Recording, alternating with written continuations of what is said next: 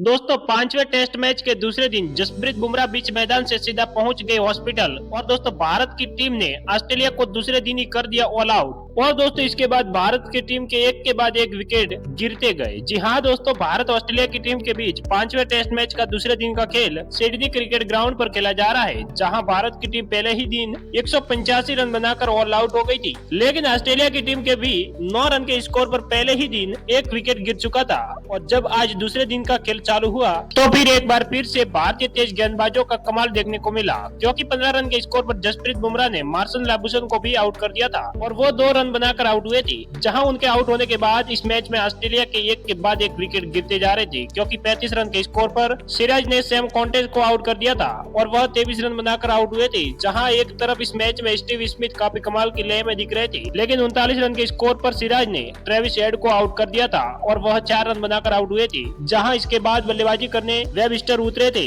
और वो इस मैच में काफी शानदार लय में बल्लेबाजी कर रहे थे। और देखते ही देखते ऑस्ट्रेलिया का स्कोर 100 रनों के नजदीक पहुंच चुका था, लेकिन 96 रन के स्कोर पर प्रसिद्ध कृष्णा ने स्टीव स्मिथ को आउट कर दिया था और वो 33 रन बनाकर आउट हुए थे।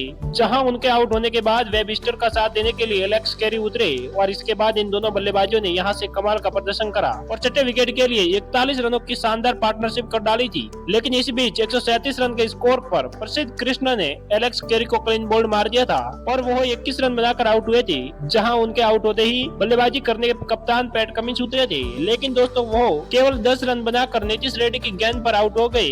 और जहां उनके आउट होने के बाद 164 रन के स्कोर पर मिचेल स्टार्क भी केवल 1 रन बनाकर नीतीश रेड्डी की गेंद का शिकार बने। लेकिन एक तरफ इस मैच में वेबस्टर काफी कमाल की बल्लेबाजी कर रहे थे और इसके बाद उन्होंने अपना अर्धशतक भी पूरा कर डाला था, लेकिन 166 रन के स्कोर पर उनको भी प्रसिद्ध कृष्णा ने आउट कर दिया था और वो 57 रन बनाकर आउट हुए थे। तो उसके बाद दोस्तों 181 रन के स्कोर पर मोहम्मद सिराज ने बॉलैंड को क्लीन बोल्ड मार दिया था और वो 9 रन बनाकर आउट हुए थे। इस तरह ऑस्ट्रेलिया की टीम 181 रन बनाकर ऑल आउट हो गई थी और भारत की टीम के पास अभी भी 4 रनों की बढ़त थी। जहां भारत की तरफ से गेंदबाजी में प्रसिद्ध कृष्णा और मोहम्मद सिराज को 3-3 विकेट हाथ लगी थी, तो वहीं बुमराह और नीतीश रेड्डी ने 2-2 विकेट लिए थे। जहां दोस्तों लंच ब्रेक होने के बाद जसप्रीत बुमराह ने जब एक ही ओवर फेंका था तभी उनके शरीर में कोई तकलीफ होने की वजह से वो सीधा मैदान से बाहर चले गए थे और मैदान से बाहर जाते ही वो सीधा हॉस्पिटल चले गए थे। ऐसे में दोस्तों हम उम्मीद करते हैं कि बुमराह जल्द ही लौट आए और सेकंड इनिंग में कमाल का प्रदर्शन करते हुए ऑस्ट्रेलिया की टीम को इस टेस्ट मैच में धूल चटा दे। लेकिन जब इसके बाद भारत की टीम अपनी दूसरी पारी की शुरुआत करने उतरी तो फिर दोस्तों पहले ही ओवर में जायसवाल ने मिचेल स्टार्क को एक के बाद एक की ओवर में 4 चौके मार दिए थे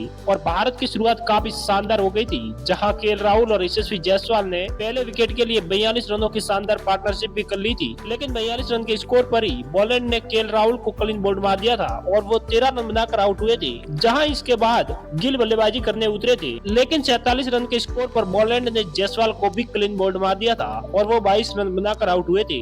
जहां इनके बाद विराट कोहली बल्लेबाजी करने उतरे, लेकिन एक बार फिर से विराट कोहली केवल 6 रन बनाकर बॉलैंड की गेंद का शिकार बन गए थे और एक तरफ भारत के एक के बाद एक विकेट गिरते जा रहे थे, तो दूसरी तरफ बल्लेबाजी करने ऋषभ पंत उतरे। ऋषभ पंत ने अगली ही गेंद पर एक शानदार छक्का मार दिया था, लेकिन 78 रन के स्कोर पर शुभमन गिल भी एक आक्रामक शॉट खेलने के चक्कर में 13 रन बनाकर वेबस्टर की गेंद पर आउट हो गए थे और भारत के 4 विकेट 78 रन के स्कोर पर गिर चुके थे। जहां एक तरफ ऋषभ पंत काफी आक्रामक बल्लेबाजी कर रहे थे तो उनका साथ देने के लिए अब जडेजा उतरे थे और इसके बाद दोस्तों ऋषभ पंत ने इस मैच में अपने बल्ले से एकदम ऑस्ट्रेलिया के गेंदबाजों को पीट कर रख दिया, क्योंकि वो इस मैच में एकदम ऑस्ट्रेलिया की गेंदबाजों को पीटने के मूड में थी। और दोस्तों ऋषभ पंत ने इस मैच में ऑस्ट्रेलिया को सही में पीट डाला, क्योंकि वो इस मैच में एक के बाद एक चौके मारे जा रही थी मानो कोई T20 मैच चल रहा हो।